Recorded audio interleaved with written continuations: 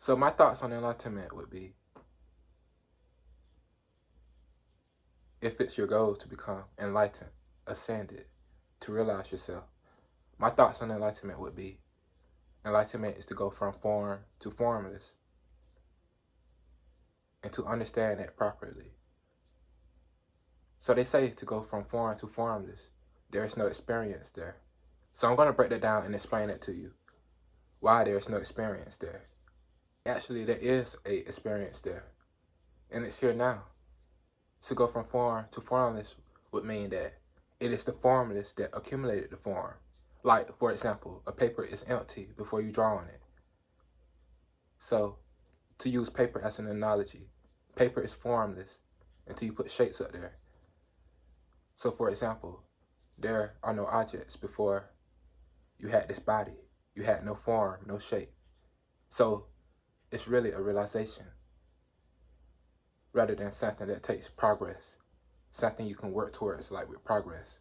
You see, sadhana is about making your energies subtle. For example, you have water, right, which is very dense, and ice, which is arguably denser, and then you have vapor, which is subtle. That is what sadhana does. It makes you subtle so you can realize yourself as the formless. That is what sadhana is about. But enlightenment itself is not about progression. You see, if I were to ask you, what was there before everything, and you were to say nothing, non-existence, then that wouldn't make any sense because we're still here. So there was something there before everything appeared, before the Big Bang happened, or creation. And we call that consciousness or formlessness, something that has no shape or form, because things start out blank. Not blank meaning non-existence. Blank meaning no forms, no shapes. But no forms and no shapes is existence.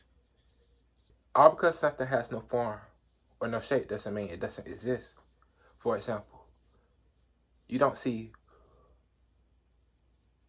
water when the sun is heating it and it's going up to become a cloud. We don't see that process, but we are able to drink it. And you don't see the air either. So, all because something has no shape or form doesn't imply that it doesn't exist. It's not real. Actually, we need to start saying that it's very real. The very source of everything that is physical. And that is how you go from form to formless, which can happen in a moment.